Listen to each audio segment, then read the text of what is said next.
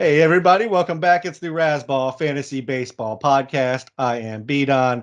The man across from me is the one, the only, the fantasy master Lothario, the mustachioed man of mystery, Gray Albright. How you doing? Hey, what's going on there, B-Don? It's good to talk to you. It's been almost a week. Exactly, like a week to the day to the time. Yeah, we're Yeah. we're like Batman. Same bat time, same bat channel. We're Yeah. back. We're back again. We're gonna try and get through 50 pitches here. So I'm not gonna even just like do anything here. Let's just go, Gray. Let's get into it. We are yeah, we've figured out we have exactly 84 seconds per pitcher. So we actually now we have 83. Hold on, let me reset my egg timer. Okay, let's do this, B-Don. All right, Gray. So number one was Corbin Burnes. We talked about him in the top 20. In general, Gray, I'll let you talk about it as we talk about Garrett Cole, who is your number two pitcher. But I'll let you talk about your philosophy on pitchers and how you approach them and why you don't generally have Corbin Burnes or Garrett Cole on your squad. Last year, though, Garrett Cole went 13-8.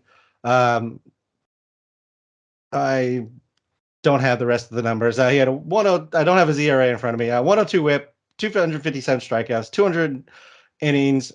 You have him projected for 15-4, 2.88 ERA, 0.99 WHIP, and a 261 strikeouts and 202 innings.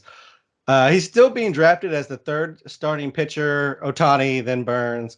But it feels like the fantasy community is kind of out on him, Gray, for Uh, being like the number three pitcher. I mean, he's still going top 20 overall, ADP. I don't know. Is that out, B-Don? I I just don't hear a know. lot more That's people saying like they don't trust Garrett Cole than I've ever heard. Like after he had his kind of bump leaving the Pirates, that's and about everything. that's about as out as Tom Cruise. You know what I'm saying? Yeah, I mean, I don't draft pitching high, as you mentioned. I think the fantasy community, which is just a bunch of guys with bad BMIs in their mother's basements. But anyway, the fantasy community seems to have caught up a little bit with what I've been saying for the last 10 years. Not completely. Obviously, Cole's getting drafted in the top 20. Burnes is as well. But a lot of pitchers have fallen to around where I usually draft pitching, which is like the fourth to the fifth round, depending on how many teams. Fourth round for 15 team, fifth round for 12 team, which is, more or less around pick 50 overall. And that seems to be where most people are going now. Like for a large part, I've noticed in the couple drafts I've done that around like round four, I believe. Yeah, round four. This past, I just wrote it up too. It's on the site on Monday. But my NFBC draft, there was like 12 pitchers that went off the board between my pick at I think I took Nola, and then between my pick at Nola and the next starter that I took, not the next starter, excuse me, the next round when I drafted. So 12 out of whatever that was, 20, 12, 12 to 14 starters, I believe, went off the board in like the matter of, I don't know, what is that, 29 picks? I don't, my math is, Somewhere around you there. know what? The problem is daylight savings time, man.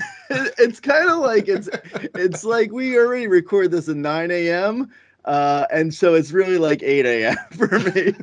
And I woke up at like 6 a.m. instead of like my normal 7. Anyway, long story short, most of the people seem like they've caught up to what I've been saying for, a decade now, that you can get a starter in like the top 50, like around 45 to 55 overall, take a starter around there, and your pitching is fine. I mean, this is something I've been saying for so long now. Like, even if you look at, from year to year, starters are so fluky all over the map for like, every, like in no position is quite like starting pitching with like you look at guys on like the player rater last year. It's like even Burnes, who was good, and I understand why he's the first starter off the board. Excluding Ohtani, but you're really drafting Ohtani for hitting. Anyway, for Burnes, I understand why he's the first starter off the board because like he is generally healthy. He's great. But even him, if you look at the starting pitching from on the player rater last year, he was not the top starter last year. It was Justin Verlander who was going, I want to say around like starter 35 off the board, and it's always like this every year.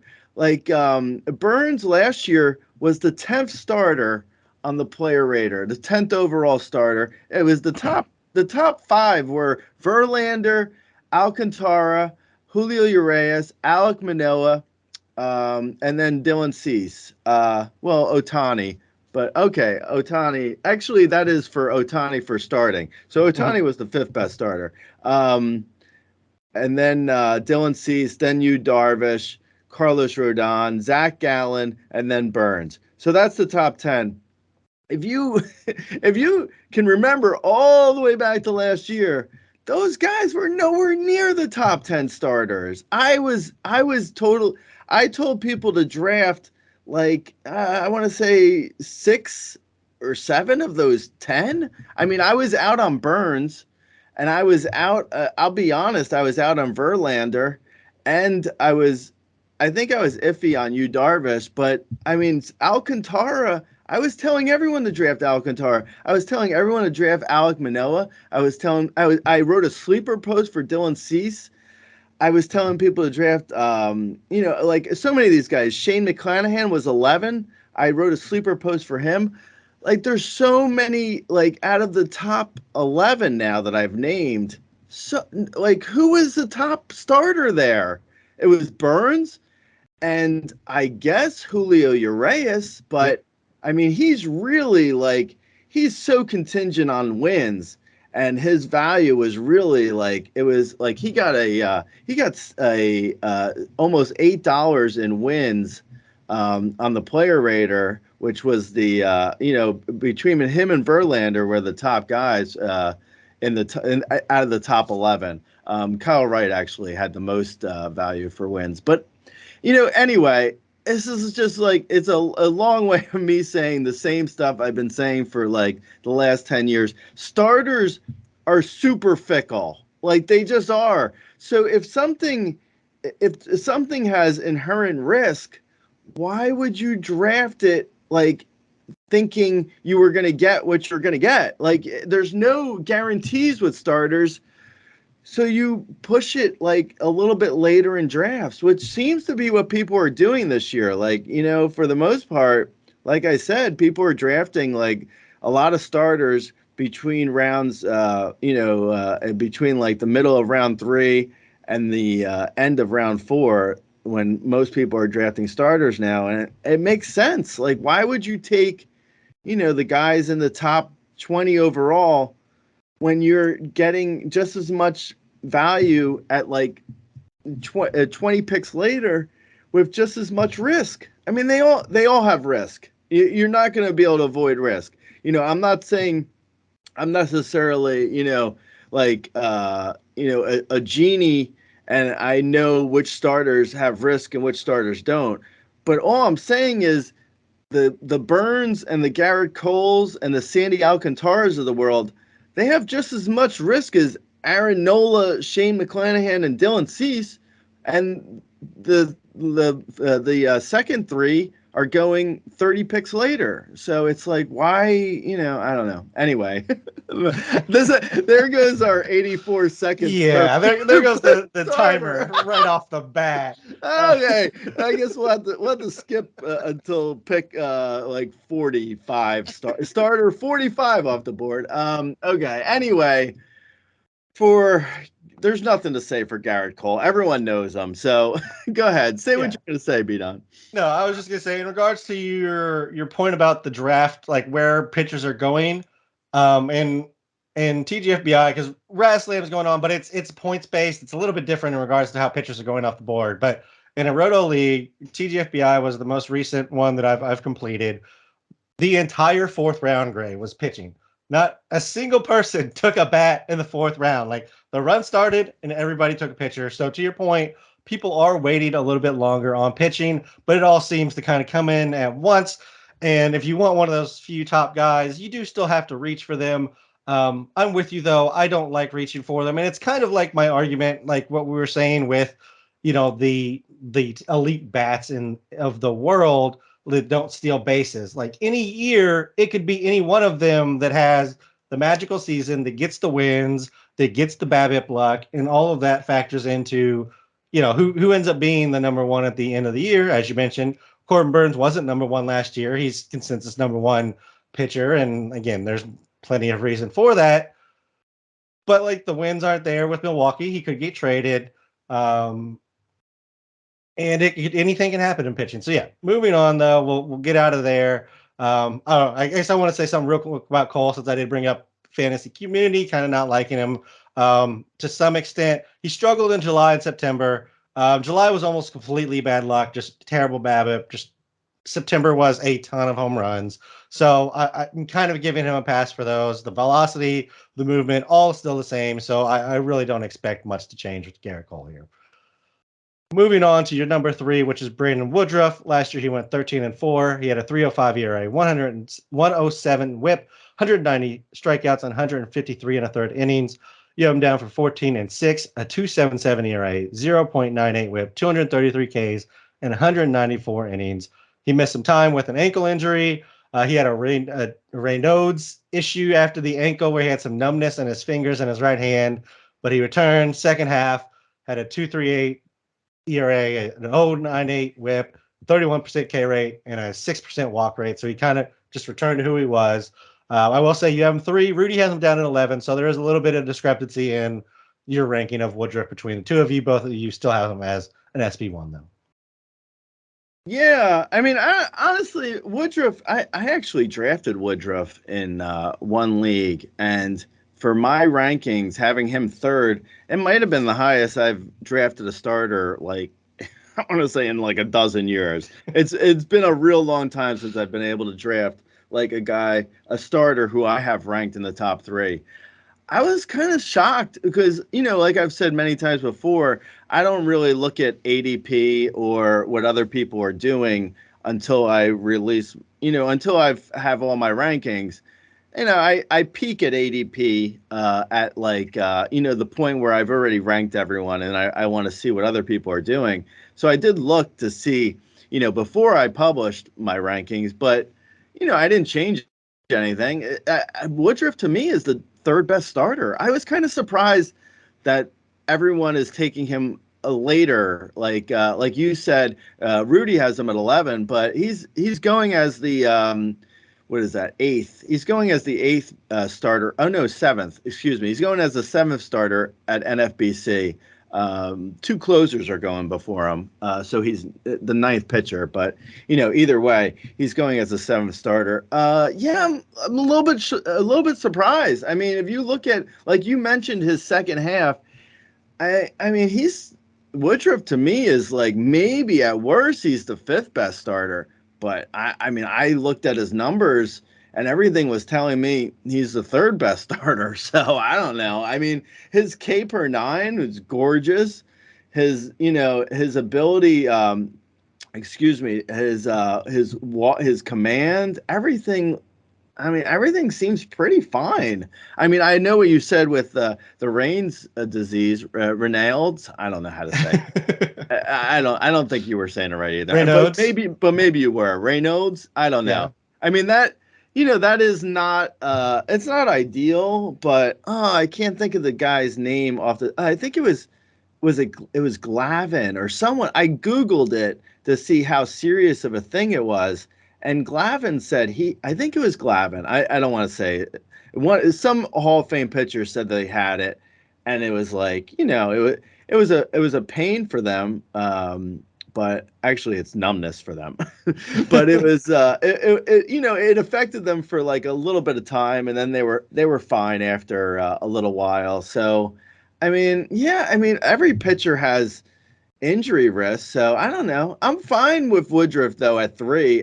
Like I said, I was a little surprised he's going a little bit later, but I mean, and more than likely, even though I said I have drafted him, I still only I didn't draft him until like I think it was 45 overall in my draft. So I still waited until I would normally take a number 1 starter. So it wasn't like I reached for him. I took him in like the 4th round, I believe, or end of the 3rd, wherever I was in that draft. Drafting. Anyway, yeah, I like Woodruff a lot. I think he's probably a little bit underrated, and more than likely, and most people are listening to this, they're in 12-team leagues. So there would be no way I would draft Woodruff in a 12-team league because he's going too early for a 12-team league. But yeah, I mean, I don't have a problem with Woodruff. I don't know. How about you? No, I have no problem with him either. I think maybe the knock on him is, you did have the issue last year, so that's something to consider. But as you said, like at least from what I've read online and researched, it doesn't seem like it's an ongoing issue. It seems like it's generally caused by like your conditions. So like it was cold. He was pitching a lot of outdoor games. Like that might have been part of the factor for it. So like if he just you know takes some caution and stays in a damn jacket and keeps his hands in some gloves, like I don't really see how this becomes an issue. And he returned afterwards and pitched fine. So if it was an issue with numbness and everything, like I don't think he would have been pitching to a 2.38 sub 1 whip, 31% K rate like numbers like he was in the second half. It So I'm was with you. it was Tom Glavine. I remembered the correct name. Yeah. So I'm with you. I love Brandon Woodruff. I've seen him fall in some drafts. And I will say, among this, like, you got Burnes and Cole, and maybe people are putting out counter in there. And then after that, like, there's a big group of people that kind of get shuffled depending on who you're drafting with and their preferences. So I've seen Woodruff go last of that group. I've seen him go towards the top of that group. It just depends on who you're drafting with. Maybe the one knock is that he hasn't put up a 200 inning season, but he has the innings in his career that like there's nothing holding him back from that. It's not like he's coming off of a 60, inning max season or something. So as likely as anybody who's not done it is to put up a 190, 200 inning season. Moving on to the next guy, and this is a new tier for you. Number 4 is Dylan Cease. Last year, he went 14-8. He had a 2.2 ERA, 1.11 WHIP, 227 strikeouts, and 184 innings. You have him down for 14-7, a 2.86 ERA, 1.13 WHIP, 238 Ks, and 191 innings. He had a 30% K rate last year. Walks were still, around 10%. I guess the only thing really to ask you about Cease is, are you worried at all about the 2/3 of an inning, 11 earned run outing that he had this spring? No, not at all. I'm more worried about his walk rate, but even that, I'm not really concerned.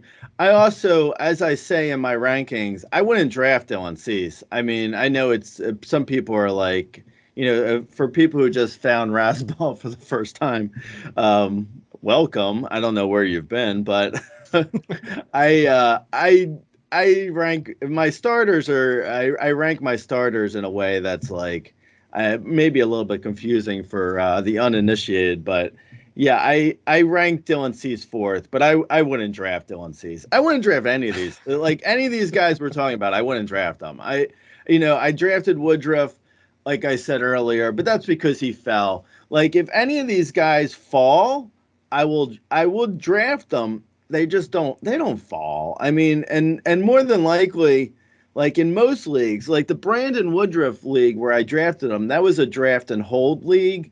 So there's no waivers. But like most people aren't playing in those leagues. Most people who are listening are playing in 12-team mixed leagues and they have waivers. And in a league like that, which I'm in, that's our RCL leagues are like that. And in an RCL league, I would probably if Dylan Cease or Brandon Woodruff are still on the board, that means there's so many pitchers on the board, and I would just continue to wait. And if that meant waiting until pick 60, I would wait until pick 60. You got to play out your own draft. At like a certain point, I probably would take Woodruff even in a 12-team league if he were to keep falling. But also, there's so many pitchers that, like, if Woodruff and Dylan Cease and Garrett Cole fall in a 12-team league, that means all pitchers are falling. So you can wait even longer. So yeah, I do rank Dylan Cease fourth, but I wouldn't draft him. I mean, I just would not. I don't trust his command is a little wonky. Yeah, I just think he's overrated. But like I said earlier, I wrote a sleeper post for him last year. So it really is just all about price. Like last year, I loved Dylan Cease. I drafted him in a bunch of places, and this year, I'm out on him. That's all. Yeah, there's new Dylan Ceases for us this year that we're targeting later in the drafts, and we'll get to those guys. I will say in this group where like we're talking about where you draft them and everything like that, I think there's a point in the draft that I'm seeing this year, at least the way that the drafts I've been in, and I've typically been on like the 1 through 3 picks so far for whatever reason.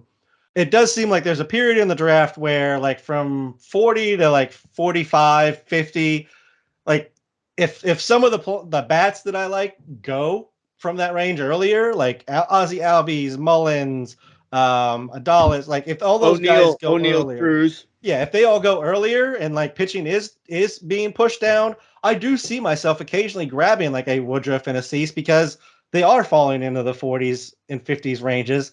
And then if I can lock in 200 strikeouts at that point, because I don't love the bats and everybody's been reaching for the bats that I would typically take and move up my rankings, then I will do that. And that's been an adjustment that I've kind of made this year. And then I'll just go back to my bats, and that gives me another 2 rounds or so to fill that next pitching spot rather than having to maybe double up with like we'll get to them later, but like a Framber and I don't know, a Robbie Ray or a Kirby type. Like then you have to kind of start doubling it up to get the innings and the strikeouts built up a little bit more.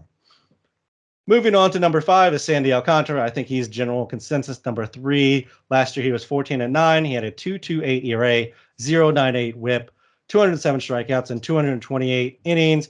You have him down for 11-6, 2.79 ERA, 102 WHIP, 203 strikeouts, and 214 innings. I mean, there's more than one way to get to 200 Ks, Gray, but it feels like people are banking on the innings just repeating over and over and over again for Sandy Alcantara. Yeah, I mean, I'm not drafting Sandy Alcantara. Alcantara. Yeah, sorry. I'm not drafting Sandy Alcantara, but I will say that it's interesting to me that the consensus for him is I'm not drafting him because of his strikeouts. He's almost the exact opposite of Dylan Cease. He's like he's like the 180 polar opposite, where it's like Dylan Cease has an issue with command, and Alcantara's issue is with strikeouts and has pristine command. But I will say this with Alcantara, it's interesting how like his Ks. So from 2021 to 2022, his K per 9 went from 8.8 to 8.2. Now everyone is assuming his Ks this year are going to take a slight bounce back. But what makes people think that he won't get even worse in strikeouts?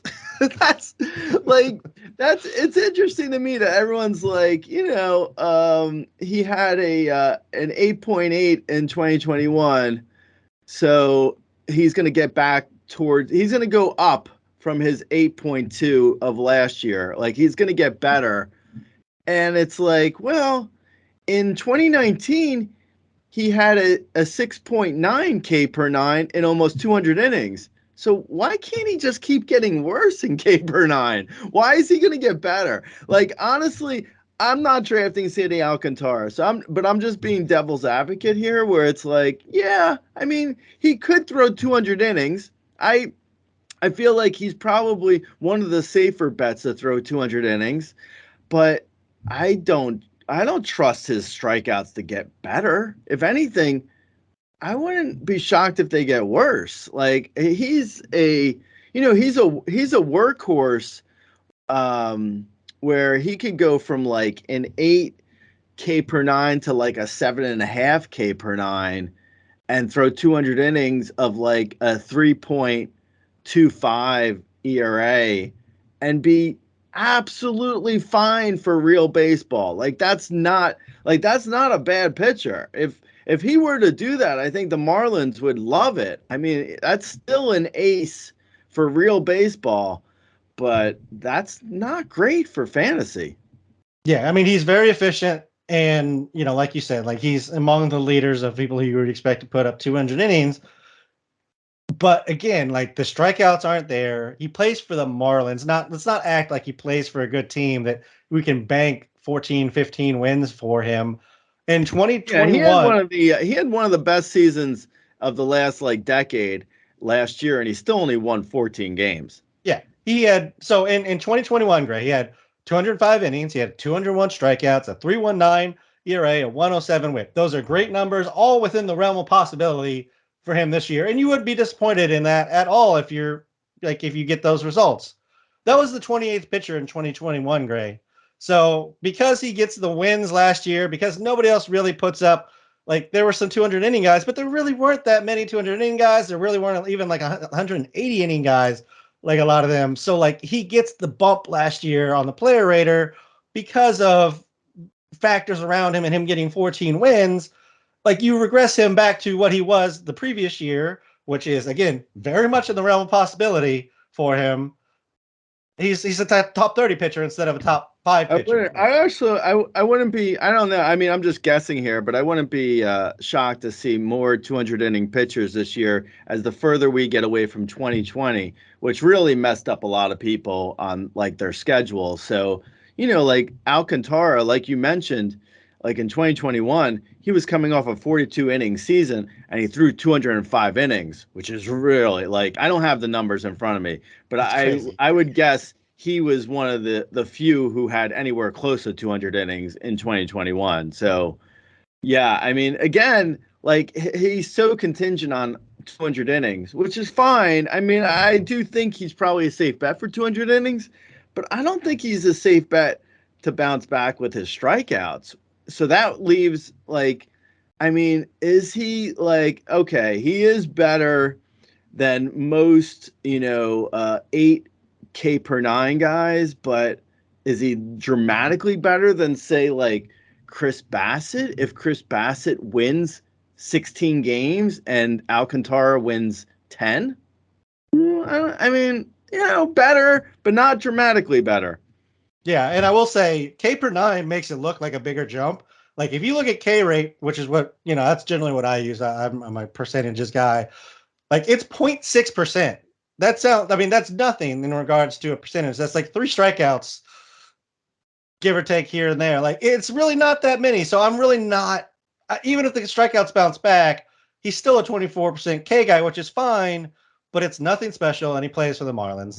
I just don't think he's the number 3 pitcher. We won't own him anyways. But if you're listening, please don't draft him as the number 3 pitcher. This is gonna be a 5.5 hour podcast. Yeah. Number 6, Shane McClanahan. It'll get better as we get further along, I think. Maybe. Number 6 is Shane McClanahan. Last year he had 12-8. He had a 2.54 ERA, 0.93 WHIP, 194 strikeouts, and 166 innings. You have him down for 13-7, 2.74, 101, 188 Ks, and 168 innings. Struggled a little bit in September, and he's dealing with a shoulder issue. But so far this spring, everything seems to be back. Yeah, I mean, he seems like he's fine, but the shoulder discomfort. He had shoulder discomfort on August 30th, and that concerns me enough that I wouldn't be drafting him.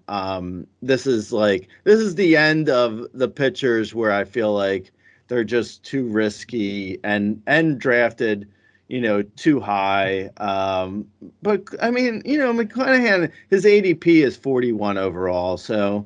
I mean, not too far off from where I'm drafting a pitcher. Like, if he were to fall, I don't know. I'd probably still would wait because if he fell, that means other pitchers are probably falling. But it depends on the situation. It depends on what the league is.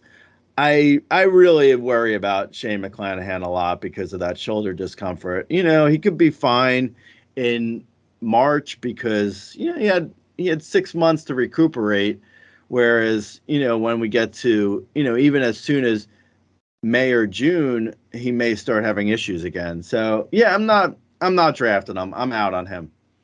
Yeah, I mean he came back and pitched, so I'm not overly concerned, like to the point that I'm not going to own him. It's an ADP question. I love Shane McClanahan though, so it has nothing to do with his talent for me. I'm happy to take him if he falls to the right area for me. I mean, great ERA, 30% K guy, sub 6% walk last year. Everything you want from a pitcher, as long as he stays healthy. Number 7 is Spencer Strider, 11-5 last year, 2.67 ERA, 0.99 WHIP, 202 strikeouts in 131 innings. That's crazy. You have him projected for 12-7, 2.83 ERA, 103 WHIP, 231 strikeouts, 164 innings. Spencer Strider is in the discussion for the nastiest pitch mix in all of the majors right now, Gray. I Yeah, love me some Spencer Strider. I do too. So he's the first pitcher where I say I would draft him, but it's probably a pipe dream because in reality he's going before I'm drafting guys. Unfortunately, I thought maybe I'd be able to get Spencer Strider, but everything I look at with Spencer Strider, it's like beautiful, including his mustache. Woo, boy. I think that he was probably like he's the poster child for what I say about like pitching. Like if you look at like where was he going last year at like not at all?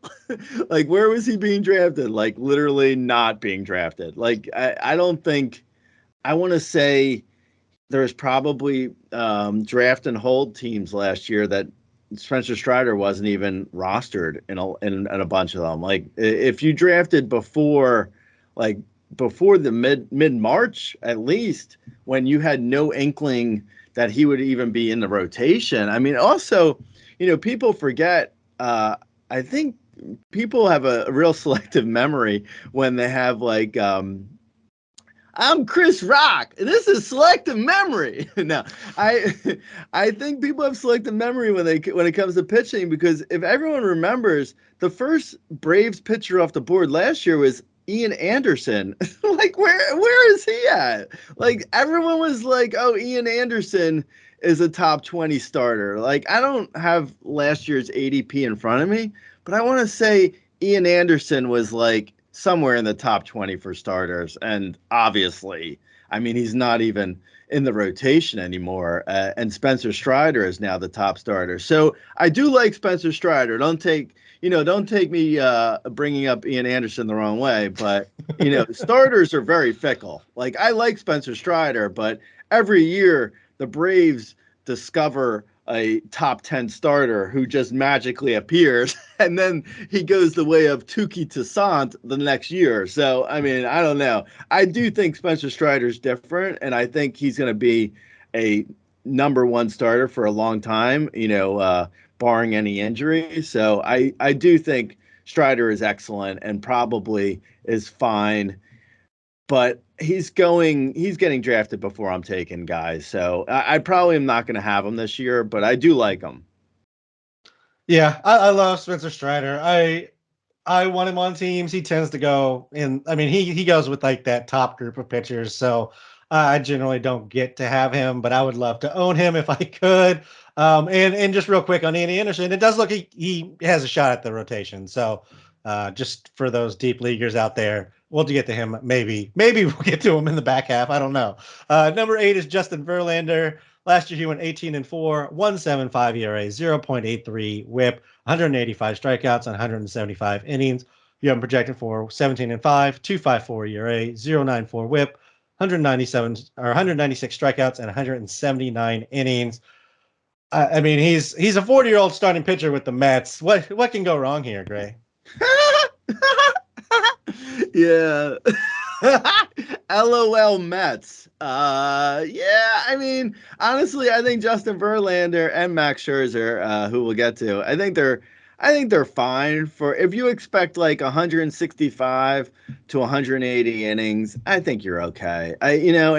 And because most starters aren't throwing 200 innings, a excellent 175 innings or 170 or 160 even 160 great innings from a starter is it's doable. And also I don't know like, I don't know if this is true, but it feels like, so this is pretty anecdotal, but it feels like starters are going later into their career and still being very valuable. Like, I later on we'll talk about Kershaw and Charlie Morton, hopefully, if we ever get through this. But I think like Verlander, Scherzer, Morton, Kershaw, there's a bunch of starters who are older who still have a lot of value. I usually at a certain point, or at least not, maybe not usually, but I feel like as early as maybe 5 years ago, I would say like if a starter hit like that wall of like 33 years old, like remember like the CC Sabathias of the world, like they'd hit like 33 and it'd be like, I don't think he's that good anymore. But recently, a recent development feels like older pitchers have been able to hold their value for much later. I don't know, maybe it's training. I don't know, whatever the reason is, but I would draft Justin Verlander. I'm fine with him if he's there at like 45 overall. Yeah, I'd take it. Yeah, I don't mind it. He has to kind of fall for me just because I am a bit of an ageist, especially when it comes to pitching. Uh, it's just kind of a thing where like his strikeouts have gone down. Everything else is still fine. Like I think to your point about them getting older, I don't know if it's necessarily that there's more of them. I feel like there's always a handful of old guys around. It just feels like maybe it's like all the mechanical changes, all the stats, all the numbers they can get now to adjust their mechanics and kind of tweak and find, oh, well, this gives me most spin, this gives me most velocity. Maybe it's just all that information kind of compiling together. Maybe it's the health. I don't know. But I'm still kind of an ageist when it comes to pitching. So I'd much rather go with a McClanahan or a Strider than a Verlander or a Scherzer. Who's our next guy is Max Scherzer. Some of you have heard this. 38-year-old starting pitcher on the Mets. What could go wrong, Gray? Yeah, exactly what I said for Verlander, exactly the same for Scherzer. To move this podcast along, everyone knows Max Scherzer. He's great. Yeah. I would draft him. I'm fine with where he's going. At some point maybe him and Verlander, fall apart, but as of now, I trust them more than like a DeGrom, who we haven't even gotten to yet. Yeah. Oh, I absolutely trust him for innings more than DeGrom. I will say his slider. And by the way, you and I trust him more than DeGrom, but ADP says DeGrom is going like 20 picks before them. So DeGrom is definitely getting picked before them. Yeah, I mean, people are chasing a last-ditch 200 inning from DeGrom, and I don't see that happening ever. No. The horizontal movement was down a little bit this spring on Scherzer. It's spring, so I'm just gonna kind of move along from that. He's fine as long as you're not an ageist like I am. He's fine. Aaron Nola at 10. I love me some Aaron Nola as well. Last year he went 11 and 13, 3.25 ERA, 0.96 WHIP, 235 strikeouts, and 205 innings. We have projected for 16 and 5, 2.76 ERA, 0.98 WHIP, 227 strikeouts, and 200 innings. He had his Cliff Lee Philly season last year where he just didn't get any wins. Other than that, Aaron Nola's great. Oh yeah, no, Aaron Nola. I've drafted Aaron Nola once or maybe even twice. I love Aaron Nola. Like he is so clear cut. Like also for people who are bettors out there, I would put money on Nola winning a Cy Young. Like he's not necessarily the best starter, but he's definitely for value, for ADP, for price versus where he should be going. He's like, if he's not going in the top 3 for starters next year, it's because of some fluke injury or again, he just gets unlucky on wins because the Phillies are a great team. He could easily have 22 wins this year and have a 2.5 ERA with like 240 Ks. Like he is so rock solid.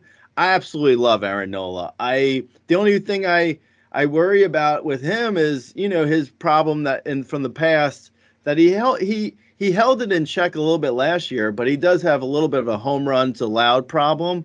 which is a little bit of an issue, but not enough for me to stay away from him. I'm absolutely in on Aaron Nola. Yeah, I mean, we were both in on Nola last year. We're both back in on Nola. Like, if there's any kind of questions in your league about him, I would absolutely take any small amount of discount I can get for him and just be ecstatic that he's going to be my starting pitcher. I think Rudy loves him as well. I think he's got him up at 6. So this is a guy that can, like everybody here at Razzball Consensus loves. Number 11, which starts a new tier for us, is Alek Manoah. Last year he went 16-7, 2.24 ERA, 0.99 WHIP, 180 strikeouts, and 196 innings. You have him down for 15-5, 2.97, 1.00 WHIP, 197 strikeouts, and 196 innings. This is maybe one of our first divergences where Rudy absolutely is not in on Manoah. He has him down in the 20s versus where you have him at 11. And projection systems as a whole are not in on Alek Manoah, but you and I are. Yeah, no, absolutely. I think, with Manoah, it's interesting that like how I mean the really fascinating thing with Manoah and his ADP, which is he's going at like 70 overall and he's the 26 pitcher. There's like a handful of relievers in that 26. So I would say he's maybe the 20th starter. Anyway, the really fascinating thing for Manoah is how instrumental projections are in how people draft. Like, really, like, I didn't think that they really are. I don't know. Maybe it's just the question mark alone that people maybe like Manoah and they're looking at the projections and they're like, well, every projection system saying that he's not that good. So I'm, I'm shaving 15, 20 spots in ADP off on him. I don't know. It's interesting though, because if you look, like I mentioned earlier, he was the fourth best starter on the player rater last year, just behind Sandy Alcantara and Julio Urias, like barely behind them in value. Like I think he came in third in Cy Young.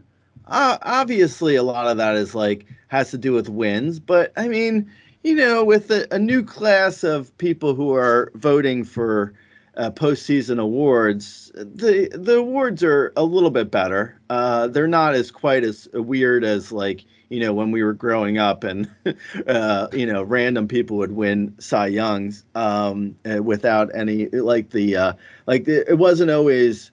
People were looking at wins more 20 years ago, whereas, that isn't necessarily an issue as much anymore with postseason awards.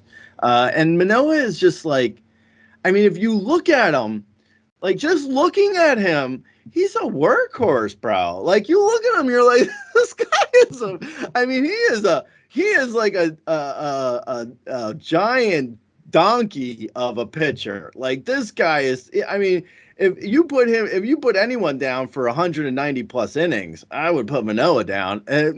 Assuming no fluky injuries, obviously, and the fact that everyone is looking at like earlier, I mentioned Sandy Alcantara, and everyone's assuming his K per 9 bounces back, but Manoah used to be a 10 K per 9 guy. Last year he was 8.2. And everyone's thinking his Ks don't get over 9, or if you're looking at like the K percentage, people are like he was at one point not that long ago, he was a 28% K per 9, and last year is under 23.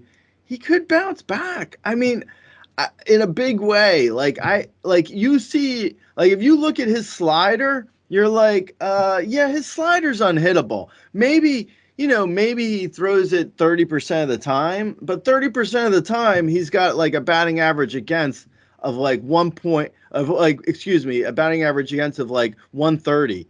Like I don't have the numbers in front of me. This is off the top of my head, but it's something ridiculous like that where like, and his slider is lights out. And he throws 95 miles per hour on his and his fastball is not bad, is what I'm saying. Like he's really good. Like Manoah, like last year was not a fluky year. Like I think projections look at his numbers and they put away everything else, and they just see like last year his K per nine was 8.2 and his walk rate was 2.3. I think projections look at things like that and they're like, and his BABIP was a little bit low, so they're like, and his left on base was a little bit high. So they put aside everything we know about Manoah, and the projections look at him and they're like, oh, he's like a 4 ERA pitcher. Like, no, he's not. He's absolutely not a 4 ERA pitcher. He's not. I mean, you just have to watch him actually pitch and know he's not. I mean, I agree with the projections more times than not. Like, don't get me wrong. Like, I think projections are great for a lot of guys. But sometimes projections are way off for players, and I think they're so far off for Manoah. Yeah, I mean, I agree. He's a great pitcher. Like this is where the projection systems don't always get the benefit of the eye test, which is like if you watch him pitch, he's a great pitcher. So like maybe just give him the benefit of the doubt. It's kind of like the Mike Trout batting average thing that we keep bringing up every year when Rudy keeps dropping it. It's like, but he's Mike Trout. Like until it happens, like can we give him a break? Yeah, no. Yeah. For people who don't know, I think the projections last year had Mike Trout hitting 260. Of course he did hit 260. Of course he did not hit 260. Okay. Yeah. I think it's similar. It's like you look at Manoah and you're like, he's not a 4 ERA pitcher. I mean, ERA is fluky. Things can happen, but he's not a 4 ERA pitcher, guys. No, He's not. I really don't believe that at all. So I am with you. I love Manoah, and like he's Alcantara 60 picks later. Like, yes, yeah, that's actually a really good comp. Yes, exactly. Alcantara 60 picks later, and he has upside. More K upside than Alcantara. Like we're looking at a 0.6% raise on Ks from Alcantara. Manoah could be a 28% K guy. Like he's done it for 112 innings in the majors. He could be a 28% K guy. He was like a 40% K guy in the 5 games he threw in the minors before they were like, he's too good for the minors. What are we doing here? Like that's how good he is. Like stop it. All right, moving on because we just keep going. Luis Castillo. Last year he went 8-6, 2.99 ERA, 108 WHIP, 167 strikeouts, and 150 innings. Nice bounce back year. You have him down for 14-7, 2.94 ERA, 110 WHIP, 203 strikeouts, and 186 innings pitched. He got a velo uptick at the end of last season. He's out of Cincinnati, which takes away that home run the fly ball, which was always his issue. I mean, Luis Castillo without juice balls is a pitcher I'm interested in. Yeah, no, completely. Honestly, usually most times a real baseball contract doesn't really do anything for me. Like contract years and all that nonsense, that doesn't really move the needle on most occasions. But the fact that the Marlins trusted him enough to give him a multi-year contract, that sealed it for me. I was like, okay, if the Marlins are willing to trust his health enough, because if people don't remember, he had some health issues last year, and like the preseason, he had a little bit of a sore shoulder last preseason. But the fact that the Mariners, the fact that the Mariners gave him a multi-year deal, yeah, I mean, I'm fine. I buy in that his health is fine, and if his health is fine, he's an ace. I'm good with him. Yeah, I mean, I liked him when he was a 17%, 18% home run the fly ball guy. I'm definitely in when he's a 10% home run the fly ball guy, like all day. And it was actually he was actually better home run the fly ball in Cincinnati. So it wasn't even just a park thing. Like he improved his home run the fly ball last year as a whole. Number 13 is Kevin Gausman. Last year he went 12-10, a 3.35 ERA, 1.24 WHIP, 205 strikeouts, and 174 innings. You have him down for 14-6, 2.94, 109 WHIP, 214 strikeouts and 188 innings. He had an ankle injury in July. Didn't really get fully back on track after that. The fastball slider lost some of their downward break. He couldn't lean on the ankle. But other than that, I mean, he was great pre-ankle injury, and I don't expect an ankle injury to linger into the next season.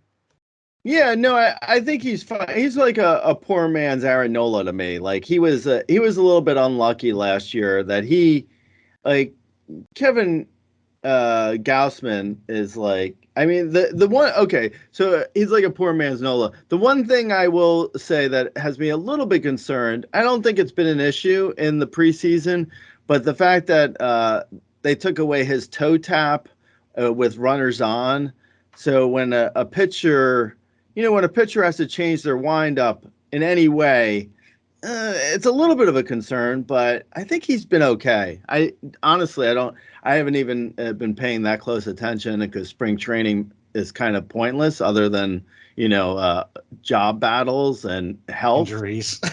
and injuries, right? So I think Gaussman's been okay. So I think we're in the clear there. But that was a little bit of a concern of mine. I might, even when we get off this podcast, I might do a quick search on Google or Twitter to find out if he's been okay changing his windup. But I do believe he's been okay. I haven't seen any red flags, so I'm guessing he's fine.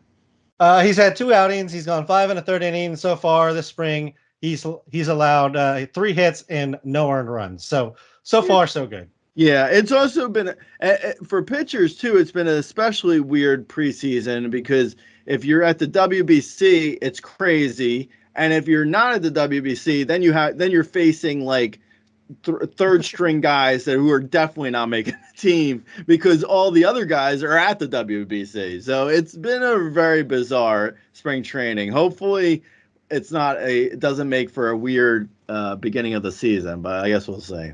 Yeah. All right. Moving on to number 14 is Yu Darvish. Last year he went 16-8, had a 3.10 ERA, 0.95 WHIP, 197 strikeouts, and 194 innings. You have him down for 13-7, 3.21 ERA, 102 WHIP, 194 strikeouts, and 191 innings. He just threw the slider an absolute ton last year. Fastball velocity did kind of drop toward the end of the season, Gray. I will say Darvish is not a guy that I'm specifically targeting.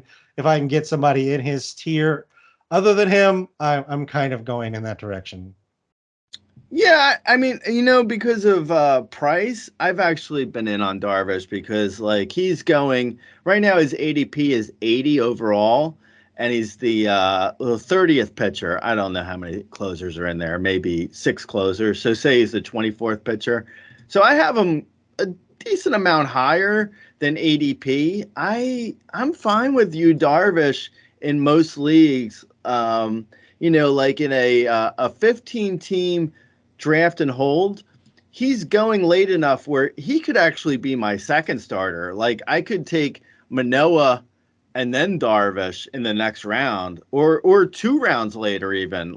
Or I could take someone like Verlander and then 2 rounds later take Darvish. And I'm, the staff would be kind of old, but I'm fine in like a draft and hold league and in deeper leagues. I'm fine taking Darvish at ADP because he's almost like he's my second starter when I was expecting him to be my first. So I'm kind of okay with it. And in a 12-team mixed league or shallower or like a 10-team mixed league, I'm fine too with Darvish as like my number 1 because the league is so shallow that you get a good 150 innings from Darvish and then you just move on to someone else off a waiver. So yeah, I'm okay with Darvish. I don't mind him.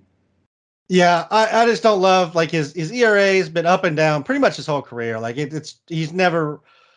I'm not gonna say never because he had a really good stretch when he first got here and kind of put up good numbers, but like he's been up and down in the ERA department. The Ks have started to drop. He's just like the first time he's not been a 29%, 30% plus K guy last year. The velocity's falling. Like I'm just worried that the cliff is coming for him. And I know we said like pitchers are going later to the careers, like Darvish being, I don't want to say that the Asians take better care of themselves, but the Asians take better care of themselves. Like, I like even all that said, I don't feel great about having. What's crazy about Asians? Like they look so young until like age 75, and then suddenly they're like ancient. We look like we belong in a crypt at that point. Like there's It's like they look at like 75, Asians look like they're in their 30s. Then at 76, they have like 12-inch nails and they look like they're 120 years old. there's only like That four. might be There's only like four markers. that might be all. slightly racist, but because I'm talking to you, it's not. Yeah, no, I'll back it up here. There's like four markers in an Asian's life that dictate how old you are. First one is like you can walk. Second one's puberty. The next one is gray hair, and then it's like all the wrinkles and everything that comes. That's the 4 stages of Asian life. Where's the 12-inch nails thing? That's the last phase. That's the wrinkles, the nails, the Fu Manchu. Like I was all actually, that comes I saw your dream girl at because I live on the edge of Koreatown in Los Angeles, so I go to the Korean supermarket, and in the parking lot I saw Sandra Oh, and I was like, oh my God, my podcast host would love you. I'm joking. Okay, come on, let's go. All right, moving on to number 15. Starting the next tier is not Sandra Oh, it is Jacob deGrom. Last year he went 5-4, 3.08 ERA, 0.75 WHIP, 102 strikeouts in 64 innings. You have him down for 10-2, 2.26 ERA, 0.83 WHIP, 167 strikeouts in 107 innings. We got 3 straight years of 200 inning pitch deGrom, and then followed by 3 straight years of sub 100 inning pitch deGrom, and 2 or 3 of those were under 70 innings. So, do you feel lucky, Punk? Yeah, exactly. I would love to have the optimism in my life of someone who drafts deGrom. As like a top 4 pitcher. Yeah, like man, I'd love to be that optimistic. I'd love to look at every glass as half full to be like, you know what? I'm gonna draft deGrom at pick 25 overall. Like, okay, man. Okay, in the wine territory. Good luck, man. I saw someone on Twitter say he should be a first round pick. I was like, okay. Which is worth like 6 starts from everybody else, Greg. Yeah, sure, bro. Yeah, he's a first rounder. Absolutely. Oh, okay. I mean, people just say stuff, and it's like no one ever calls anyone on their bullshit. So it's like, oh yeah, okay, yeah, he's a first rounder, right? Okay, right, sure. Yeah, I don't know, man. deGrom's great for like anywhere from 80 to 100 innings, maybe. Yeah, 65 innings. 65 to 100 innings. I mean, he's going to make for an interesting situation for like a Hall of Fame balloting when he retires eventually, because he's really like he probably compares well to like Sandy Koufax in how many innings and like his ERA and like his WHIP and his Ks. Like he's really fantastic. But I mean, you can't count on more than 90 to 100 innings. I mean, come on. He got 5 years. I mean, I know he got 5 years. That's ridiculous. I actually for the Hall of Fame thing, just real quick. I don't think it actually gets in because Johan Santana, I think, has similar kind of numbers, and he didn't even make it out the ballot the first time. Yeah, that's probably fair. Although he had a terrible drop at the end, so we'll see what happens at deGrom when he's 40 years old and still pitching for Texas under contract. Number 16 is Shane Bieber. Last year he went 13-8, 2.88 ERA, 104 WHIP, 198 strikeouts and 200 innings. You have him down for 12-8, 3.31 ERA, 108 WHIP, 193 strikeouts and 196 innings. The velocity was down, the K rate was down, but he still got 200 innings, 198 Ks. I mean, the velocity's been falling for like a little while, and it doesn't matter really. Yeah. I mean, I guess it still worries me enough. Like I say a lot in the top 20 that there's so many starters to draft. There's so many people to choose from that if anything even raises even the slightest of red flags, then I'm probably out. Like Shane Bieber, I'm out on Bieber because I just don't trust it. I mean, maybe he's fine. You're right that his velocity has been falling, and he still was good last year, even with a reduced velocity. But yeah, it's just not worth the aggravation. I don't know. I mean, he could be fine. I just wouldn't mess with him. So yeah, Yeah. I'm not drafting him. This is also, I don't know if you mentioned, this is a tier of guys I'm not drafting again. DeGrom and Bieber and, well, go ahead. Let's move on. Yeah, we'll move on. On Bieber real quick. I will say, as much as I like him, I also have him ranked a little bit lower than this, so I am fine passing on him in this tier.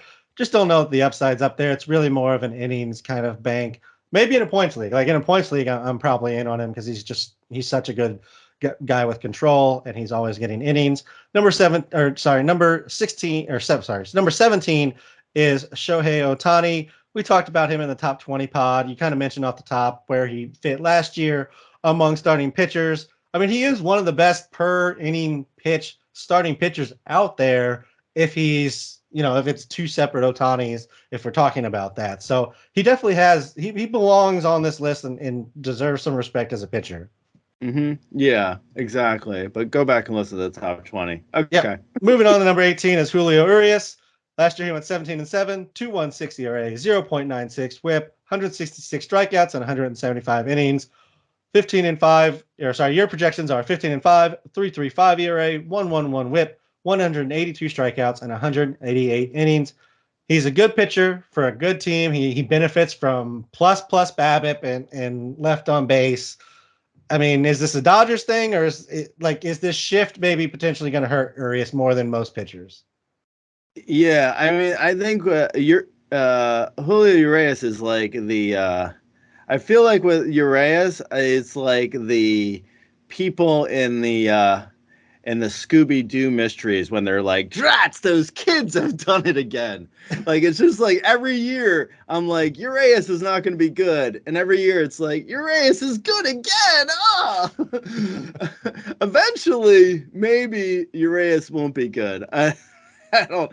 It's so and with the Dodgers specifically, like at some point we're gonna find out the Dodgers are all cheating, right? I mean, there's no way. There's no way these like Tony Gosling. Oh, okay. Julio Urias is like a 2.16 ERA. What? Like what, bro? Honestly, what is? I don't know. Anyway. I'm not drafting Urias. I think at some point the luck will catch up to him, but it hasn't yet. So I guess we'll see. Yeah, I will say I've always liked him. Like you say this every year, and I'm like I like him a little bit more than you do, Gray. I still like him more than you do, just because you don't like him. But I am worried about the shift for him. The Dodgers have always in the last few years, like their analytics department has been so much better than everybody else's. Like their BABIP numbers are absolutely nuts. Like they just put people in the right places. Without that, plus they're losing Trey Turner, replacing him with like Miguel Rojas at shortstop. I'm slightly worried about the ERA. I think Miguel Rojas has good defense. He's solid, but I mean, he's also a 34-year-old shortstop replacing Trey Turner. You know what? I don't want to defend Miguel Rojas. Okay. It's fine. Yeah, I mean, he's always been a good defender. You're right. Like it's what he is in the league for. Like that's the only reason he's in the league. Yeah. Just I don't know that the range is quite the same. Moving over to number 19 is Max Fried. Last year went 14-7, 2.48 ERA, 101 WHIP, 170 strikeouts, and 185 innings. You have him down for 15-6, 2.89 ERA, 103 WHIP, 171 strikeouts, and 183 innings. Is 3 straight seasons enough for you to trust an Atlanta pitcher, Gray?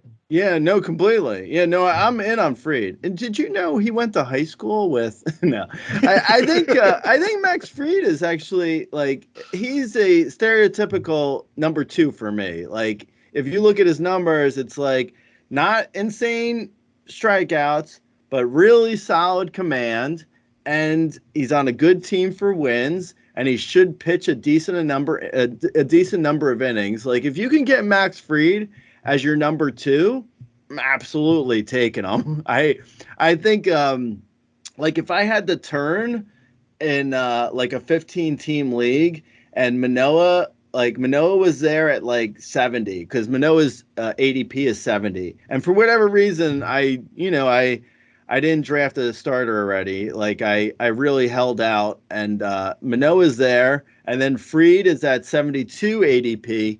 I would totally take Manoah and Fried and be more than happy with my first two starters. Like I would be really pleased. I like Fried this year. I'm drafting him. Yeah, I'm completely with you. He's super solid and just going to give you everything you want out of an SP2. Though I kind of like the next guy, and I have him pretty high this year, and that is Christian Javier. Last year he went 11-9, 2.54 ERA, 0.95 WHIP, 194 strikeouts, and 148 innings. You have him down for 12-6, 3.24 ERA, 104 WHIP, 201 strikeouts, and 166 innings. He did benefit from some nice BABIP and left on base, but to be fair, he's done it for 3 years now, so that all seems like it's pretty much his normal. I think if he gets 200 innings, Gray, he could be a league winner. I love some Christian Javier. Yeah, no, I could see that. I think 200 innings feels a little high for him. I would put him, at most like I don't know, maybe 180. I mean, you mentioned I have him at 160, 161, which feels pretty realistic. I mean, maybe 170. 200 feels a little high. But yeah, no, he's got great, his numbers are awesome. He's like, he was an obvious guy too. Like last year, I told people to draft him when he was going at like 250 overall or 275, like where Hunter Brown is going now. Like I was telling people to draft Christian Javier last year. And he did everything I thought he would. And he's excellent. I have no problem with Christian Javier as my number two, because I do think the innings could be capped a little bit lower. Yeah, that's fair. I mean, he could be. He could.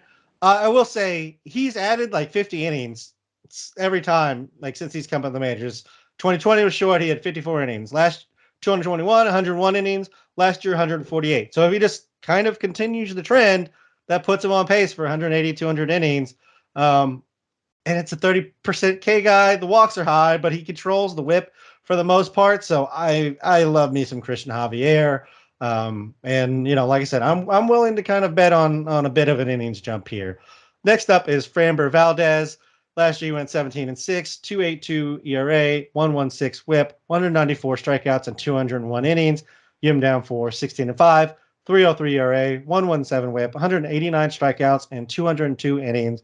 He had a big innings jump last year. Maybe not an ideal walk rate, but everything else is pretty much in line with what you want. He's kind of what we just talked about, Max Fried, just with a little bit worse walk rate. And like a solid bet for I think innings. He did have a innings jump like you mentioned, but I think he's pretty solid of a bet for another like 195 plus innings, and good ratios. He manages to keep the ball down really well. So barring a jump because of the lack of shift, he should be fine. I think he's a really safe number two. I like Framber. Yeah, I do too. I have him in a number of teams. He's a great number two pitcher. Moving on, number 22 is Zach Gallen. Last year he went 12-4, 2.54 ERA, 0.9 whip, 0.91 whip, 192 strikeouts, and 184 innings. You have him down for 12-8, 3.24 ERA, 1.02 whip, 192 strikeouts, and 181 innings. He had velocity gains last year, which made it the best velocity of his career, best walk rate. He finally got sub 7%. I'm in on Zach Gallen as well. And it's another guy that I kind of have ranked a little bit higher just because I think he's kind of made his jump. Yeah. I think he's probably a touch higher in ADP than I have him ranked. So there's, by no fault of me not liking him, but there is probably a chance he gets drafted before I'm willing to take him. But yeah, I'm totally. I think he looks like the pitcher he was last year. Maybe was a little bit on the lucky side with BABIP, but he's also probably a good solid bet for like 180 plus innings of like maybe like a low 3 ERA. Like he's not Like, he's not bad. Like, I like him a lot. I would totally draft him. I think he just might be going a tad bit higher in ADP. So there's a chance I won't have him, but I would draft him if he were there.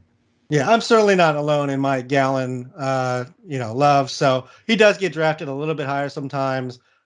It's for me. It's really the walk rate. Like if he contains the velocity and the walk rate, like I'm all back in. If we see the velocity dip or the walk rate jumps back up to like 9-10%, then I could potentially see trying to get him off my team.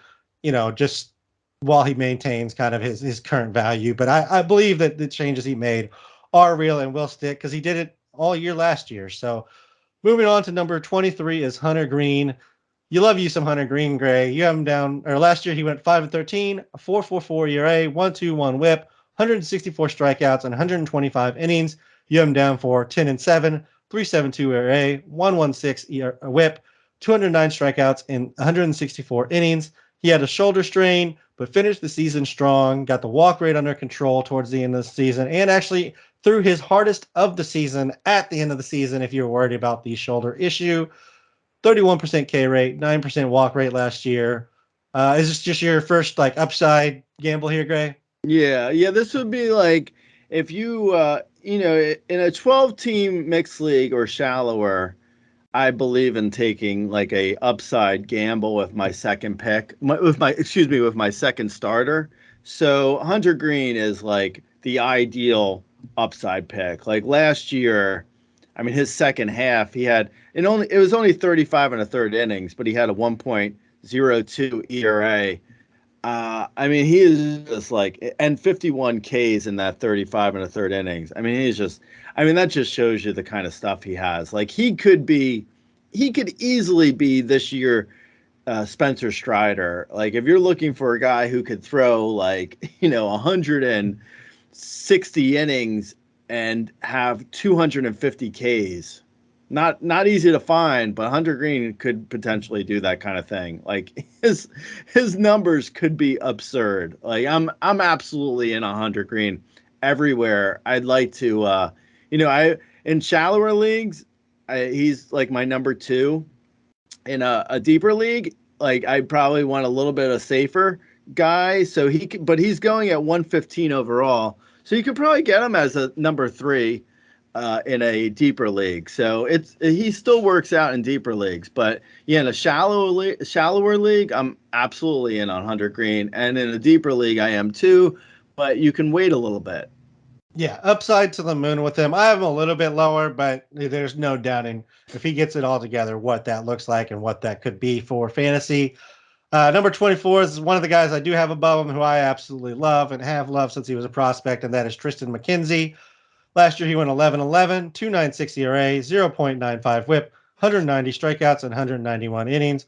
You have him down for 12-9, 3.28 ERA, 102 WHIP, 194 strikeouts, and 191 innings. The question was, could he put up the innings because he is basically just a twig with joints? But hey, he did it. It still seems like there's some hesitation, though. Was this Grout? Is that the name of the Groot? Is it Groot? Yeah, Groot. Yeah. Tristan McKenzie's Groot. Yeah. I mean, I love him as well. He's another guy where like the projections, like some projections really hate him. Like really, really hate him. like as bad as like Manoah's projections. That's how McKenzie's projections are for like Steamer. Mm-hmm. But I'm in on McKenzie as well. Like if you, it depends on the league situation. Like I feel like McKenzie's a totally fine number 2 for me in deeper leagues. He's going above Hunter Green, who I have ranked above him. But if there's a situation where like in a shallower league or even in a deeper league, if you can take McKenzie and then turn around and take Hunter Green later, I mean, more power to you. I love both guys. I think they're both number 2s, but McKenzie's getting drafted a little bit higher. So it's like, even though I have McKenzie after Green, if you need to take, like, you need to look at ADP, and if you need to take McKenzie before him, by all means, take McKenzie before Hunter Green, and then turn around and take Hunter Green in the next round or 2 rounds later. So you have to sort of figure out with ADP versus like how you want to draft. But I do like McKenzie. I've already drafted McKenzie, and I think maybe not multiple leagues, but definitely one league where I took McKenzie, and I was more than happy to. I think I took Manoah as my ace, and I took McKenzie as my number 2. And steamer projections be damned. I'm in. Yeah, I'm completely with you. I think he's getting unfairly beaten up by projections for what he did in 2021, where he was on and off like the IL all season. So I really feel like we saw what he was in 2020 and what we saw what he was last year. And 2021 is just kind of the anomaly where again he was injured. That's one of the things that the projection system I don't feel like picks up, or maybe it does to some extent, but maybe I just don't feel like it gives him enough credit towards the fact that he was just on and off the IL all season. So I'm all in on Tristan McKenzie as well. Number 25 is Nestor Cortez. Last year he went 12-4. He had a 2.44 ERA, 0.92 WHIP, 163 strikeouts, and 158 innings. You have him down for 13-7, 3.41 ERA, 105 WHIP, 174 strikeouts, and 171 innings. I'm among those that don't believe he's as good as he's shown, but like at some point we have to just say he is what the numbers say he is because he's been doing it. Yeah, no, completely. And also, I think he's another guy where with the rule changes, I don't know what his windup has looked like in spring training, but I'm assuming he's been fine. He was injured for a little bit, but it was a minor injury. So it's nothing I think of worry. Yeah, I was in on Nestor Cortez last year when his price was crazy cheap. I think now I think he's still relatively affordable in drafts at like 120 overall. So I mean, for the price, I still like him. I think he is, he's basically what we saw last year is probably on the high side for ERA, but I mean, his Ks and his command are good enough where he should be very usable as like a number 2, like a solid number 2 that is like maybe even a little bit safer than like Hunter Green or maybe I mean probably about as safe as a McKenzie, I would say. So yeah, I mean I'd say Cortez is maybe on the safer side, but also valuable. A number 2 starter is definitely a valuable thing to have. And in a deeper league, like as I said, his ADP is 120, so that is kind of like a number 3 for ADP wise. So if you could take like I don't know, if you could take Cortez as your number 3, that's a super solid. I mean, you have a solid pitching staff if you have Cortez as number 3. Yeah, I will say I've seen him go in drafts a little earlier than what his ADP is, so that's just one of those guys. Sometimes the Yankee hype gets a hold of certain guys and moves them up. So just something I wanted to note there. But yeah, I mean Nestor's been fine. He saw some velocity gains last year, but I remember actually talking about it in season. His numbers are actually worse with higher velocity because like he needs the break that goes away and down, whereas if he throws it harder, there's not as much break on him. Um, I do with the rule adjustments. I don't think it matters for him as much because a lot of things he does is once he started his wind up, and that kind of gets you off the pitch clock. I do wonder, Gray, and this is kind of weird. Like, is there a world where the Yankees have a healthy rotation and he's not part of it? No, no. I'm just wondering. I mean, it could be him or. I mean, who's I mean, I guess it's probably Clark Rodon's Schmidt already or injured. Herman for sure. Yeah, no, Herman's. I mean, Rodon's already injured. No, what? Well, that's what I'm saying. Like Rodon comes back, Frankie Montas comes back. What? If either Herman or Clark Schmidt is good, what dream world are you? Are you sleeping? Are you in a fantasy right now? Hey, you hired me. This is your fault. Moving on.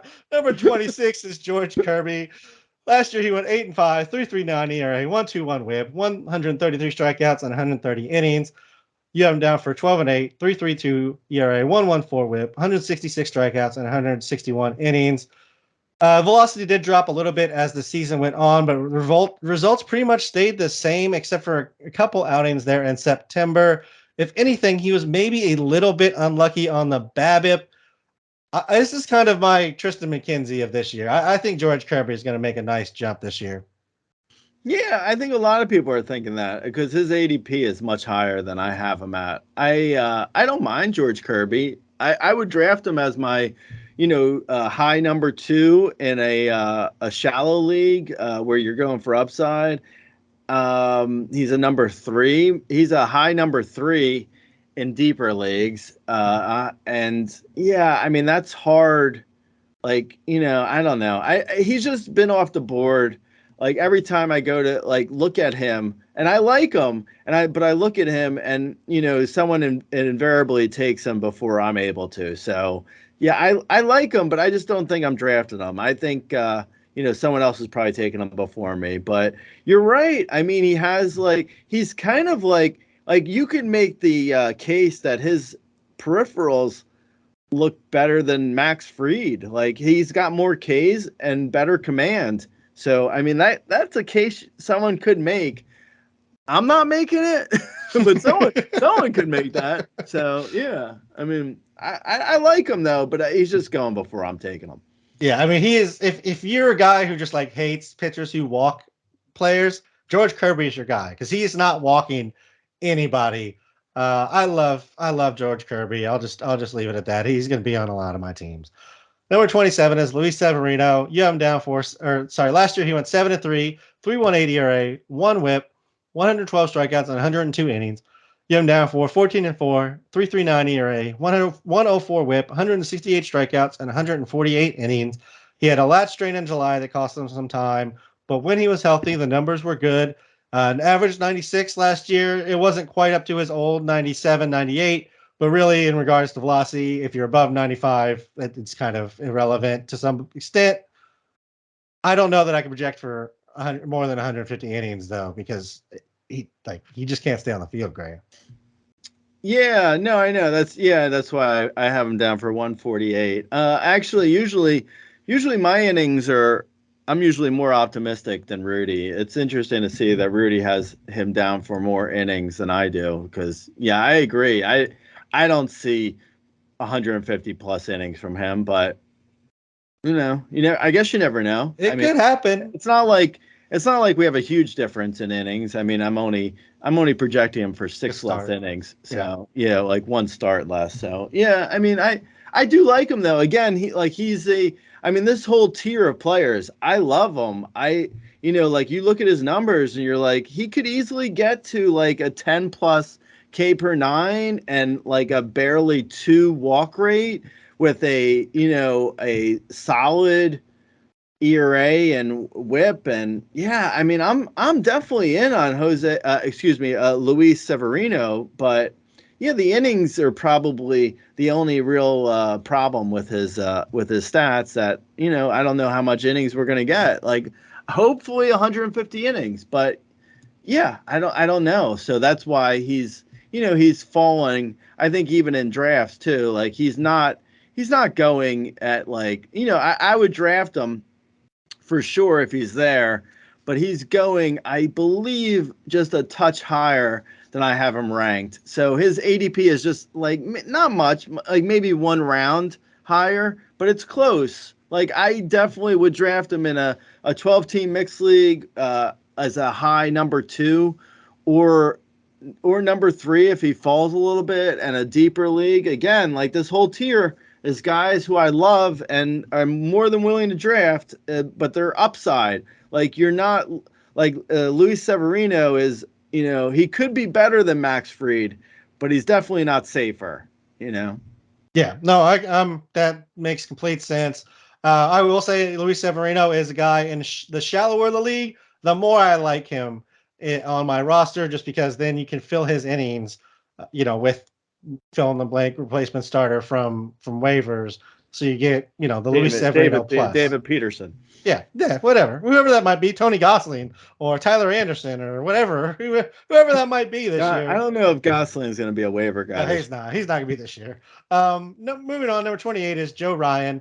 Last year he went 13-8, 3.55 ERA, 1.1 WHIP, 151 strikeouts, and 147 innings. You have him down for 14-7, 3.21 ERA, 107 WHIP, 181 strikeouts, and 177 innings. This is a guy who doesn't throw it particularly hard, but he has 4 pitches. It looks like this spring and maybe towards the end of last year, he started working with a splitter to maybe replace the curveball. I mean, he just has great movement on his vertical breaking pitches. It's just very nice to watch.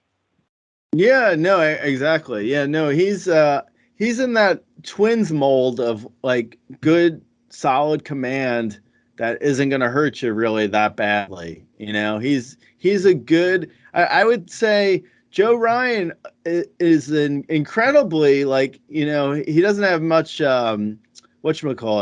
service time in the majors. Only 173 innings total career in the major leagues, but he feels much safer than most guys who have less than 200 innings in their career, because of the command. He has such great command that he feels like a guy who has some upside and also won't kill you. I love Joe Ryan. I wrote a sleeper post for him. Absolutely would draft Joe Ryan in every single league.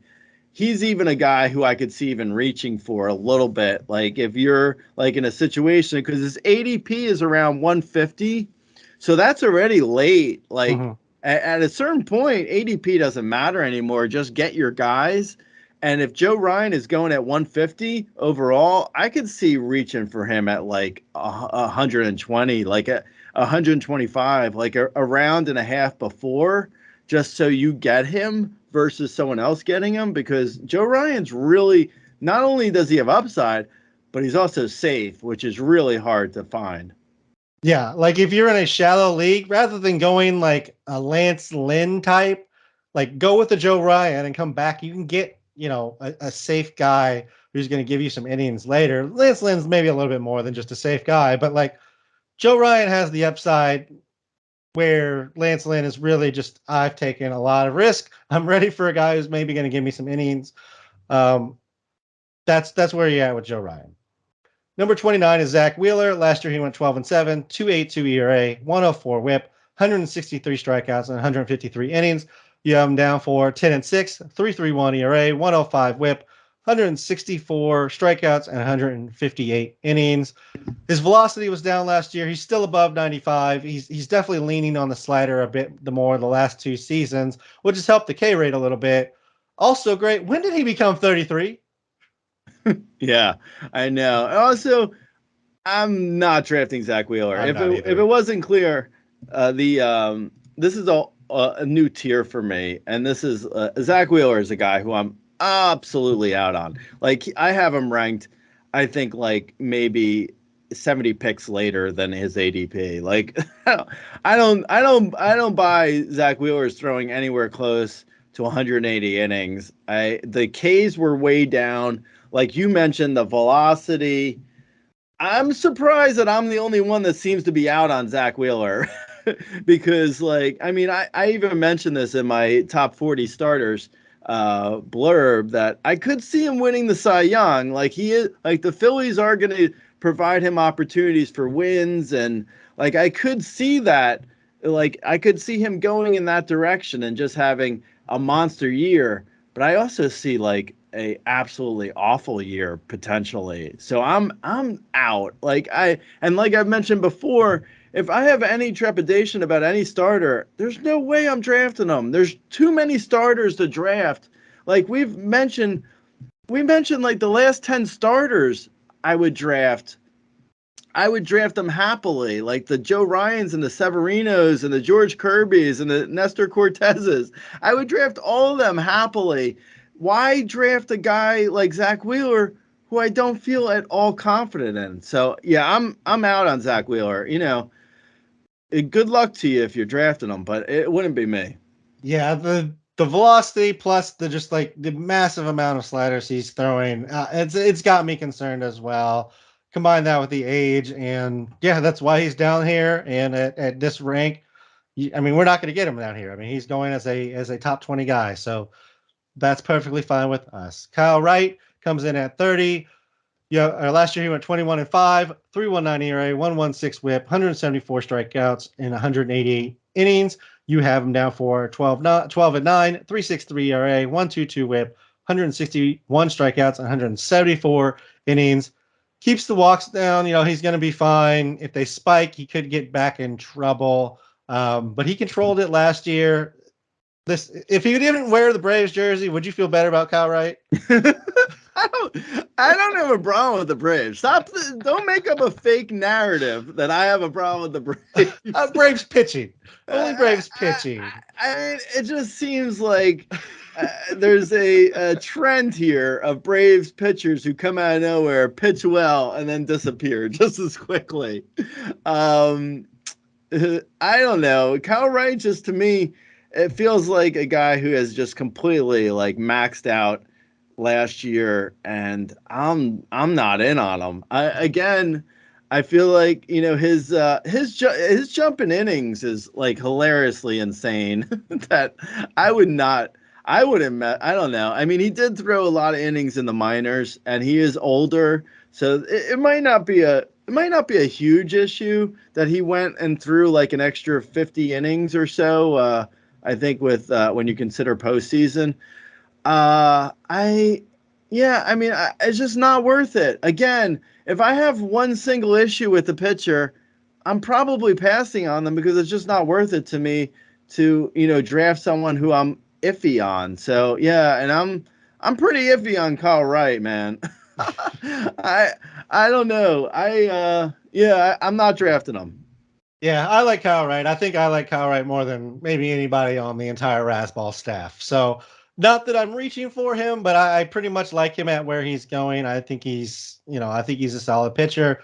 I do think that there's probably a little bit of regression in the ERA. Just got a little bit lucky last year, and obviously 21-5 is not necessarily something you would predict for any starting pitcher. So, probably going down in overall value, but I feel like the numbers kind of stay where they are.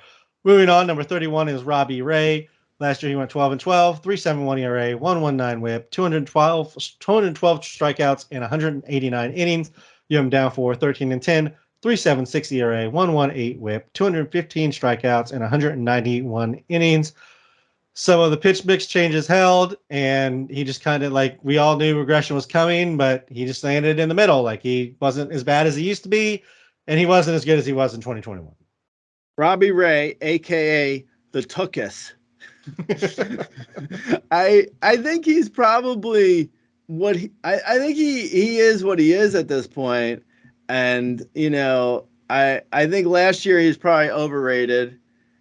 And this year, maybe a tad underrated as far as my rankings go, at least. But I'm not drafting Robbie Ray. I have him ranked, I think, a good 2 rounds later than he's going. I don't love that the Ks came down. The walks went up a little bit.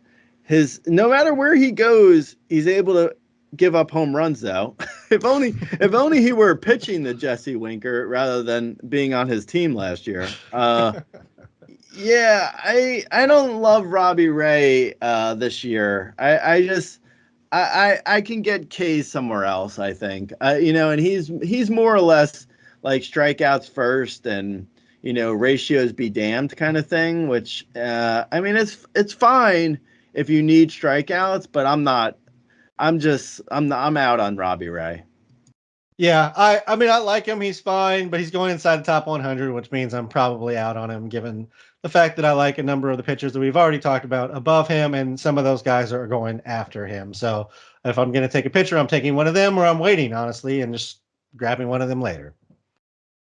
Moving on to number 32, that is Blake Snell. Last year he went 10-6, 3.36 ERA, 1.19 WHIP, 180 strikeouts and 146 innings. You have him down for 10-7, 3.79 ERA, 1.24 WHIP, 166 strikeouts and 127 innings.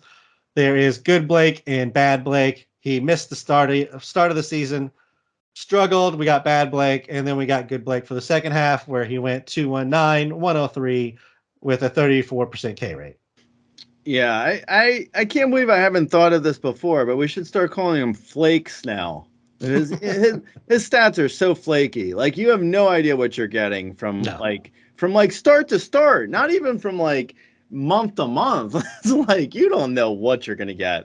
I mean, you could probably make a case that he's better in the second half, but I don't know. I'm not making the case of it. I think he's the only thing I can really decipher from his his peripherals is that he's always good for strikeouts. So, maybe like a Robbie Ray with, less innings, less chance for innings. I wouldn't, I think Blake Snell's innings are probably like I have him down for 127 innings. I mean, that's about what I would say is like realistic. I don't, some people have him projected for like 160 plus innings, which seems ludicrous. It's like, I mean, he's like the pitching version of Buxton. Like you'll probably get a good 125 innings from Blake Snell, but I wouldn't count on more. And I wouldn't trust the ERA. I wouldn't trust the ratios. I'd probably, bet on the K's and hope the ratios are there. Again, I'm not drafting Blake Snell. He's not a guy on my draft list. Yeah, that's fair enough. He's a fine shot here. It kind of depends on the build of my team whether I'm going with a Blake Snell. Like, did I maybe not draft starting pitchers and I need to take that upside shot on somebody like Blake Snell who could become an ace? Then maybe I take the shot. But if I've been kind of on top of it and I have a couple, two, maybe even three pitchers at this point, I'm probably also not really looking at Blake Snell. But another guy, the shallower the league, the more I'm willing to take the shot because replacement is so much better. Number 33 is Carlos Rodon. He would be a lot higher, except that he has a forearm strain and is going to miss the start of the season. Last year, he was phenomenal. He went 14-8, 2.88 ERA, 103 whip, 237 strikeouts, and 178 innings. You have him down for 8-4, 3.43 ERA, 115 whip, 124 strikeouts, and 99 innings. It's kind of just do you think he's going to come back and be good? And then also, do you have IL spots to stash him in? Yeah, I see. I saw people doing victory laps on Carlos Rodon getting injured, like they knew it was coming, and it was like, if you knew it was coming, did you think it was coming last year? Because he was healthy last year, he wasn't injured. So what? So how long were you waiting to do this victory lap? Because everyone knew he was a little bit injury prone. No one knew exactly when the injury was coming. So to pretend like, you were out early on Rodon, it's like, yeah, okay, but you were probably out on him last year and you were wrong about that. So, Yeah, and that was whatever. shoulder, not Yeah, forearm, which is what he's dealing with yeah, now. yeah, exactly. So yeah, I mean, I'm out on Rodon now, though. now, now I literally am out on Rodon. I was in on him. Oh, I was in So so much, Gray. yeah, I was totally in. I luckily I didn't draft him. I managed to luckily avoid him, but it was only by luck. I was totally in on him, but yeah, now I'm out because you don't mess with a forearm strain in March. It's just a headache you don't want. No, absolutely not. So I completely get that. It really just depends. If you got deep benches, shallow leagues, go ahead and take the shot, stick them on your bench, and you can draft another starter somewhere else. Outside of that, I mean, I don't have a whole lot of greatness for them, and a lot of pitchers struggle at least their first month back. So you're really kind of waiting, even once he comes back, another, you know, probably at least 2 weeks to see him start a few games, if not a month, to kind of make sure that he's got everything under control. Just not what I'm looking for necessarily. Especially if he's going to go. He's still going fairly early, Gray. It's not like he's fallen out of the map here. Number Yeah. 30, number 34 is Chris Bassett. Last year he went 13-8, 3.86 ERA, 1.22 WHIP, 164 strikeouts, and 185 innings. You him down for 12-10, 3.61 ERA, 1.17 WHIP, 171 strikeouts, 189 innings. I mean, he's not a K guy, but he's usually good for solid ratio, and he's a starter with a pretty good offense. Yeah, no, I think he's one of the maybe I don't know if he's underrated or maybe he's just rated, but he's definitely one of the few guys that year over year he's pretty like trustworthy. Like you look at his numbers and you're like, I mean, in his career, he has a 3.45 ERA across almost 740 innings and a 1.2 WHIP. I mean, it's not going to be flashy. And I think probably, people are a little bit worried about the stadium change. Like, I think, he was really like, Oakland and then Metco they're two good parks. So, going from Citi Field to Rogers is not the greatest move. I'll say that. But, I think he's Bassett in a shallower league, taking him as a number 3, totally fine with it. In a deeper league, he's more of a number 4, fine with that too. It's interesting that the deeper the league, the more starters are drafted, but it makes sense because when you're in a deeper league, you need that you can't trust waivers as much. So yeah, I like Bassett, but it's like he's definitely like this is a new tier. Like he's not Joe Ryan or Luis Severino. I don't think the upside is necessarily that great, but I do trust him for like a solid number 3 or number 4, depending on the league size. Yeah, I'm with you. He's very solid. Like you're not really getting all that much from him in regards to like he's not elite in anything, but he's just gonna give you solid numbers across the board if that's what you're looking for. Number 35 is Logan Webb.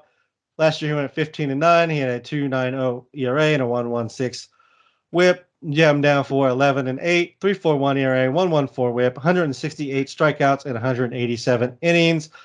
He's kind of not dissimilar from Bassett, who we just talked about, but younger, and I think there's still some K upside in him. So I'm actually pretty big on Webb, and I have him over at least Bassett.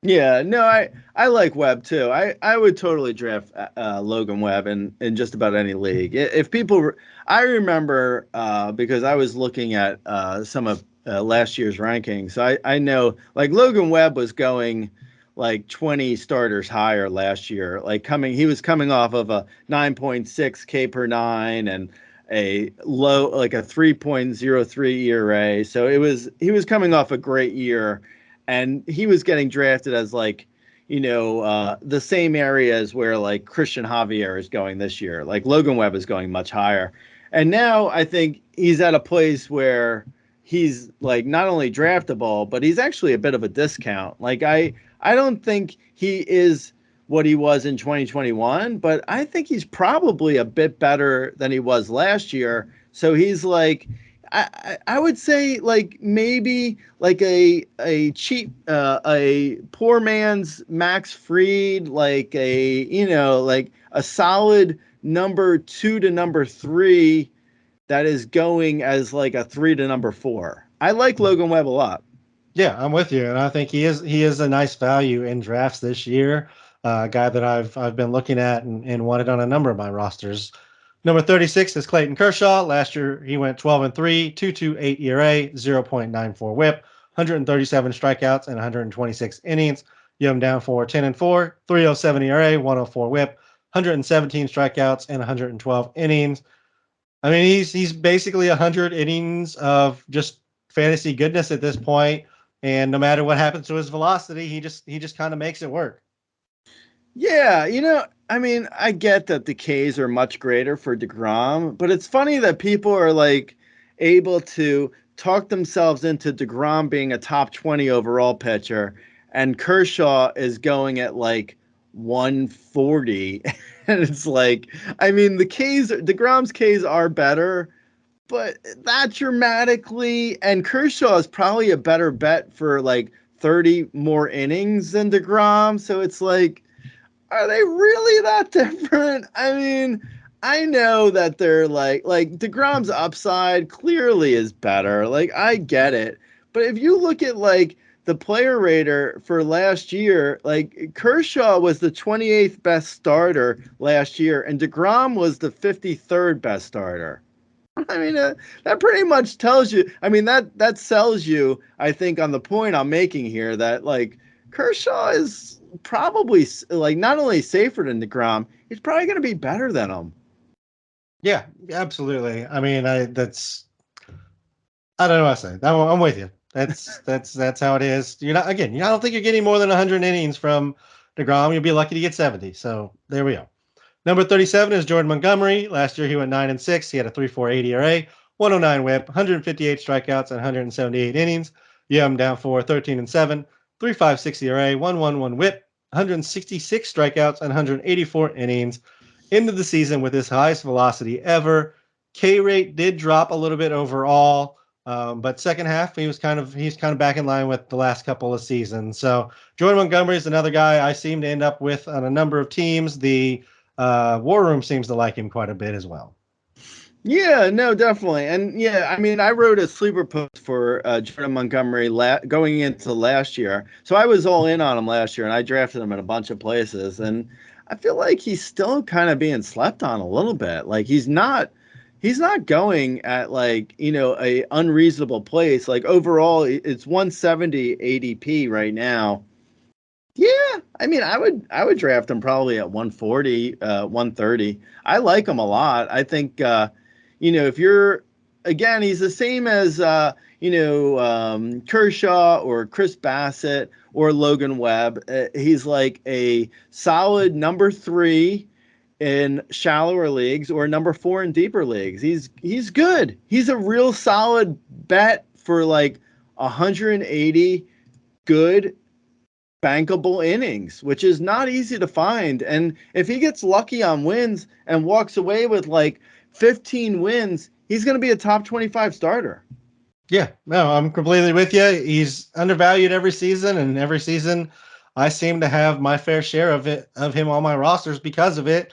Just people don't find him all that, he's not all that sexy. He's not going to bring a ton of upside, but he is just a very solid pitcher that you can just kind of slot in as he goes about his business. Number 38 is Joe Musgrove. He is going to miss some time with a left big toe injury.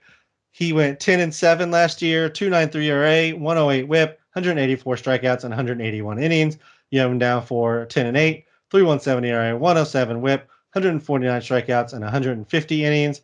I'm not really a huge Musgrove fan. I've just never been as high on him as others, and I'm definitely not this year with the toe injury and the K rate dropping in the last 3 seasons has me quite concerned on Musgrove.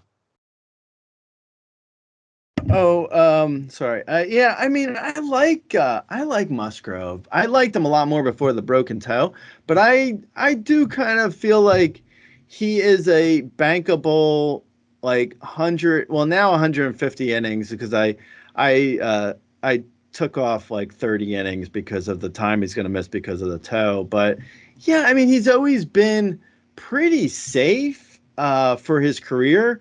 I don't know. I like Musgrove. I think he's, roughly a little over 9K per 9 and a solid command guy, like low, like a 2.5 walk rate or lower. That's good. I mean, that's not bad. It's pretty safe. So yeah, I was in on Musgrove a lot prior to the injury, and now usually a pitcher gets injured and I'm out completely. Now I think, if Musgrove if his price hasn't, if his price has fallen as I think it probably has, I'm in still. Like, I think a toe injury is a lot safer to me than a forearm or a shoulder. So I'm fine with Musgrove. I'm drafting him still as like a 3 or a 4, depending on the size of the league. Yeah, I think he's still going a little bit higher than I'm going to take him, just considering that he's going to miss some time. He's going just outside of the top 100 over the last few days. That's still too rich for me, given that like guys like Hunter Green, who have the similar or more upside, Severino, again, upside, both are going to miss some time. there's just guys that I think are going to provide similar or better numbers without me having to worry about it. With that new information, I'm out on Musgrove at that Okay. price. Okay. At That's what I that figured. price, I'm out. If he were to fall to like 140, I'm in. Or 150, I'm Yeah, in. 150. I'm definitely thinking about taking the shot, but I just don't see him. I don't see him making it that far in most drafts. So, just ADP dependent. Just kind of pay attention to that in your leagues.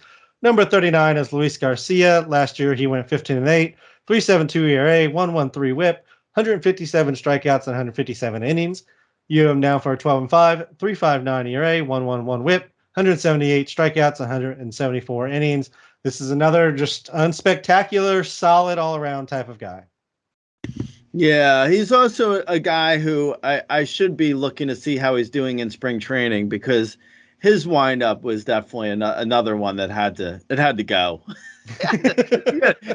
You don't have to go home, but you can't stay here with that rock in the cradle nonsense. Sorry. Yeah, I think I like him. I have him in a place where I'm drafting him. I think I think he's probably like maybe a hair under where he's supposed to be going. I mean, I don't, his ADP to me feels kind of, it feels kind of accurate, actually, now that I think about it. I mean, he's good. He's a 163 for people who don't have it in front of me. He's 163 ADP. Yeah, I mean, I like him. I think he's probably a guy who I would draft if he were, if he were there. He's probably in that area of like, 3 or 4, depending on the size of the league. And I would take a flyer because he does, he's a really excellent. He has a problem keeping the ball in the yard. So he is, but he's really kind of excellent as like a solid, year over year. He's been very reliable for like 160-ish innings, solid ERA, like a 3.57 ERA on his career in 325 innings. I mean, it's and the Astros, I trust the Astros not only to give him opportunities for wins, but they're really good with pitching. So yeah, I mean, I don't know. It's kind of anecdotal, but I do like this Luis Garcia. There's many Luis Garcias out there. So Yeah. make sure you're getting the right one. Yes, and for anybody listening, this is the Houston Astros starting pitcher, Luis Garcia, who's been pitching in the majors since 2020. So if you're looking at your search engine or whatever, that's who you're looking for in regards to Luis Garcia. I don't usually end up with him. I have nothing against him. He's just like, he's a fine pitcher. There's just a handful of guys going where he's going that I like more than him. He also makes a really good babysitter because of that whole cradle movement. Luis Garcia makes a good babysitter, if not a wonderful starter. Yeah, but if it was going like 50 picks later, I could get in. Around 150, 160, I'm probably not gonna own many shares. Just because, again, I'm going for a little bit more upside in those picks, typically speaking. I know we said we were going to get to 50, but we're already at hour 50 plus here, Gray. Let's get to number 40, which is Patrick Sandoval, and we will come back next week, as we do tend to move through the later round guys a little bit faster. Patrick Sandoval last year had 6-9 record, 2.91 ERA, 1.34 WHIP, 151 strikeouts, and 148 innings. You have him projected for 12-7, 3.34 ERA, 1.27 WHIP, 168 strikeouts, and 161 innings. The walk rate is not good. Was definitely better in the second half, but the whip is really the biggest issue with Sandoval here. So you have to address it earlier in the draft or know that it's coming along with Sandoval, who I do like. Yeah, no, I like Sandoval a lot. I think I like him way better than ADP. Like right now, he's going at 215 overall. I'm probably a good 50 picks before that. I'm in. I wrote a sleeper post for Sandoval last year, and I could have wrote another one for this year. I mean, he's still, to me, he is still underrated. Like he is a solid 9 plus K per 9. And you're right, the command isn't amazing, but I think the command's good enough and potentially could get better. I also like the fact that he's roughly going into his third major league season, even though he's been pitching for 4 major league seasons. I mean, 2020 is a goof season, and 2019 he only had 40 innings. So it's more or less like he's going into his third major league season this year, when his innings could get really nice in like the 175 overall, like 175 innings and good Ks, solid, not a bad park, keeps the ball down like and he doesn't give up a lot of homers. At least he didn't last year. Yeah, I'm a fan of Sandoval, especially at the price, like at 215 overall. Like that's a really good price for him. I would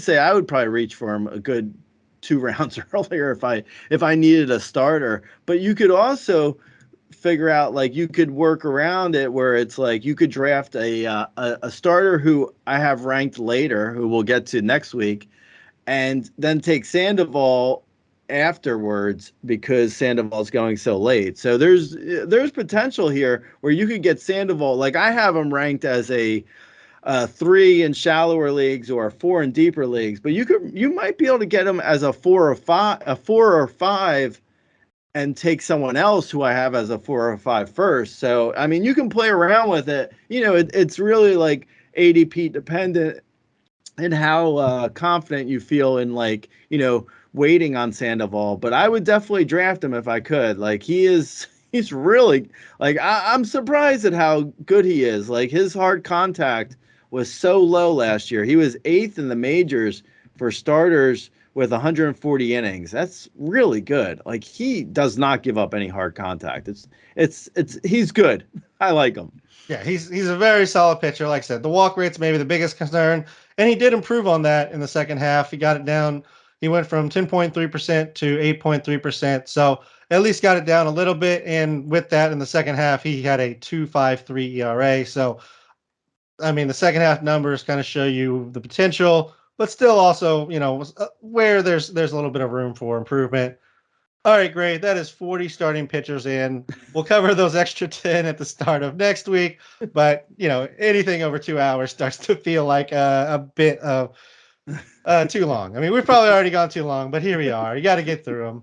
Anything to say, Gray, before we get out of here? Late. See you, man.